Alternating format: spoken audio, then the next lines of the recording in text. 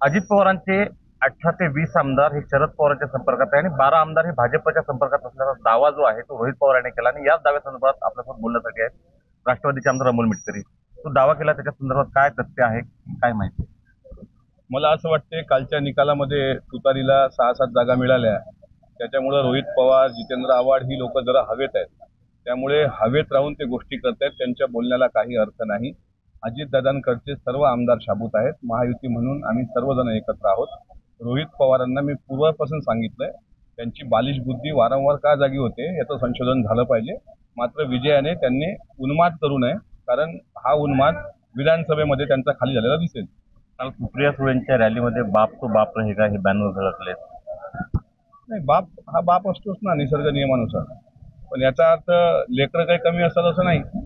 आता ज्या घरी उभे आहोत त्यांच्या वडिलांची पुण्याई, लोकांचं पाठबळ, त्यांचे पुत्र आज खासदार झालेत ना, त्यांना शुभेच्छा द्यायलाच मी इथे आलो। त्याच्यामुळे बॅनर झळकवणाऱ्यांना लोकशाहीमध्ये अधिकार आहे काय बॅनर झळकवायचा, लेकिन बेटा भी बेटा होता है ये हम विधानसभा में बता देंगे आपको। दादा इंडियाच्या मिटिंगला दिल्लीला जात नाही आहेत, दादांची काही नाराजी आहे का? मला असं वाटतं आज तटकरे साहेबांची त्यांची भेट झाली आणि आज काही महत्वाची बैठक काही मोजक्या लोकांसोबत देवगिरीवर असल्यामुळे आज ते जाऊ शकले नाहीत, पण लवकरच दिल्लीला जातील असं कळतं। माझा प्रश्न राजकीय जरी असला तरी तो वैयक्तिक आहे। काल सुनेत्रा वहिनींचा जो पराभव झाला, तुम्ही वारंवार सांगता की सुनेत्रा वहिनींनी प्रत्येक कार्यकर्त्याला मुलासारखं जपलेलं आहे। सुनेत्रा पवारांचा जो पराभव आहे तो आईचा पराभव झाल्यासारखं कार्यकर्त्यांना वाटतं।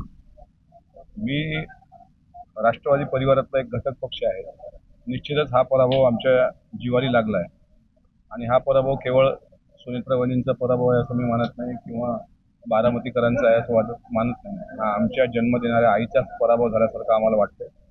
त्याच्यामुळे या पराभवाचा बदला लेकरं म्हणून आम्ही घेतल्याशिवाय राहणार। काल जो आरोप केला आहे एबीपी माझाशी बोलताना की शिंदेची आणि भाजपची मतं ट्रान्सफर झाली नाही अजितदादांना, आज त्या बातम्याही चालल्या, त्यानंतर काही वरिष्ठ नेत्यांशी बोलणं झालंय का? नाही, अजून अद्याप तरी काही बोलणं झालेलं नाही, पण हे मात्र खरं आहे की अजितदादांनी ज्यांच्यावर विश्वास ठेवला त्या लोकांनी धोका दिला।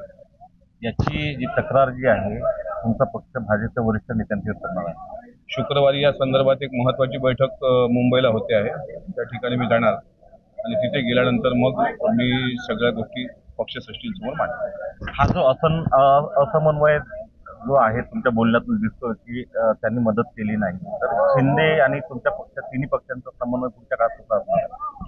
हे आता पक्ष पातळीवर ठरवतील किंवा ज्यावेळेस मीटिंगमध्ये चर्चा होईल त्यावेळेस मी माझी भूमिका स्पष्टपणे मांडणार। मग त्याचे काही परिणाम झालेत चालतील, पण माझ्याकडे जे काही गोष्टी आल्यात त्याची भूमिका मी स्पष्टपणे मांडणार आणि त्याच्यानंतर पक्षश्रेष्ठी ठरवतील। समन्वय असला पाहिजे असं आम्हाला वाटतं, पण जर दगाफटका कोणी केला असेल तर मग आपण पुढची भूमिका स्वतः वेगळी ठरवली पाहिजे, या मताचा मी आहे।